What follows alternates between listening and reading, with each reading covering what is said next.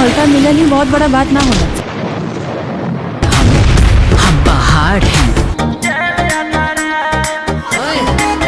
सुन ये आवाज ना की लड़की है, किसी से डरते हो तो तोरा छाती छोड़ा माथा। चलो पुलिसिया, हाँ भाई खोजले चलो पुलिसिया। रोशन रोही और सृष्टि भारती के सुमधुर आवाज में ये मगही गाना बहुत ही धमाका, यानी कि बहुत लोगों के, यानी बहुत भाई लोग के भी ये गाना के वेट रहे कि गाना आई कब। उहे काम कैले भाई अक्षरा सिंह, सुन के तो कुछ लागल ही अजीब टाइप के कि अक्षरा सिंह, अरे हाँ भाई अक्षरा सिंह काम कैले बड़े वीडियो में।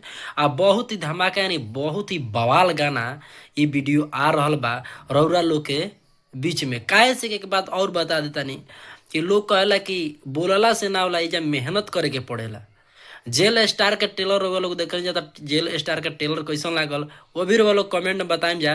काहे के नीचे वाला वीडियो में जेल स्टार के मतलब के वीडियो यानी टेलर आगुला। ई जौन खोजले चलो पुलिसिया, ई जौन गाना बाटे यानी एकदम एक्शन से भरपूर। रोशन रोही एकदम खेसारी लाल यादव के पीछे, यानी कि खेसारी लाल भैया के रास्ता पर चल दिले बाड़े। कैसे कि बोलते भी हैं कि हम खेसारी लाल भैया को बहुत मानते हैं, खेसारी लाल भैया से बहुत सीखते हैं। तो खेसारी लाल भैया और रोशन रोही और अक्षरा सिंह जितना भी फैन हो कि लोग भाई, तो सबको एक एक बे लिखे के होई खोजले चलता हूँ पुलिसिया। हाँ भाई खोजले चलता हूँ पुलिसिया, ये बहुत ही धमाकेदार, यानी कि राजा रोशन ये गाना के लिखले बड़े। अगर म्यूजिक के बात कल जाओ तो वह विक्की बॉक्स जी म्यूजिक के मतलब कि कैले बाड़े। मिक्स के बात कल जाओ तो उहे मतलब कि रोशन रॉक एकरा के मतलब कि कैले बड़े मिक्स। अगर डिजिटल के बात कल जाओ तो सुलभ जी भैया, जानते बस सबको सुलभ कुमार जी के नहीं जानत, मतलब कि बहुत ही धमाकादार, बहुत ही मतलब कि बिजोड़ ई गाना रौरा लोग के बीच में आ रहा बा 24 आवर गाना के सबके अपन प्यार और आशीर्वाद, यानी मगही में ई गाना, ये भोजपुरी में गाना नहीं तो ये गाना के सब कोई और आशीर्वाद, यानी कि भैया के रोशन रोही भैया के मनोबल जगाए कोई, ताकि बैक टू बैक इतना गाना देता रहे। अभी गाना बाज रहा बा जेल यात्रा। हाँ भाई अभी गाना बाज रहा बा जेल यात्रा रौरा लोग के बीच में के गाना के, यानी कि बहुत सारा प्यार आशीर्वाद देव कोई, ताकि इनकर मनोबल जागे और ये से भी बढ़ के गाना मतलब लावेस। काहे से कि रोशन रोही यानी कि जेल स्टार सही नाम नहीं के पड़ल, इनकर जीवन जेल मतलब कि जैसे कान्हा कृष्ण कन्हैया के जेल में बीतर है, वैसे इनकर भी जेल में कहानी बीतल बा। पूरा जो मूवी आइल बाटे इनकर जेल, यानी इनकर अपने आप पर कहानी इनकर फिल्म बनल बा कि कैसे इनकर स्ट्रगल बा, कैसे का बोल बा, कब जेल में गइल बड़े, काहे जेल में गइल बड़े, पूरा फिल्म के माध्यम से देखावल गइल बा।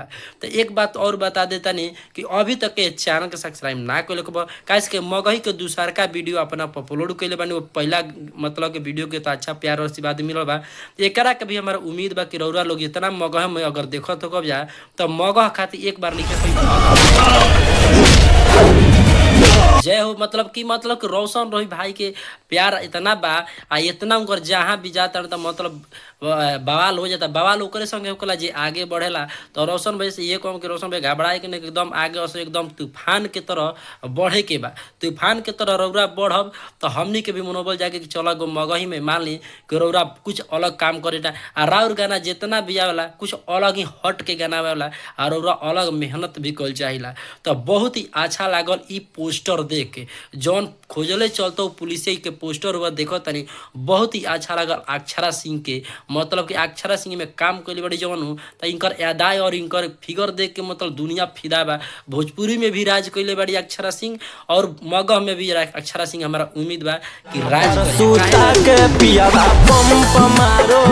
अक्षरा सिंह जौन बाड़ी यानी कि सबके दिल पे राज करे वाली इनके नाम है अक्षरा सिंह। जैसे कि भोजपुरी में राज कैले बड़ी तो मान ली कि मगह में भी राज करिए। कैसे कि मगह में पहले बार एंट्री कैले बड़ी अक्षरा सिंह तो इनका मनोबल तोड़े के ना हुई, इनका के भरपूर प्यार और आशीर्वाद दे कोई। अक्षरा सिंह एक बार कमेंट में जरूर लिखे कोई जे अक्षरा सिंह के फैन हुई और रोशन रोही के भी जे फैन हुई तो रोशन रोही के भी लिखे कोई कि मतलब खोजले चलतो पुलिसिया। तो चले के नेक्स्ट वीडियो मिलता नहीं अगला एपिसोड में। कैसे कि अगर देखता नहीं अब केकर गाना कहाँ से आई तो रौरा लोग के पूरा माध्यम मतलब वीडियो के माध्यम से अपन अपडेट देते रहेला। तो इस चैनल के जरूर होगा सब्सक्राइब स्टार बाहर का, ऐसा स्टारडम दिखाऊंगी ना कि जेल से निकल नहीं पाएगा।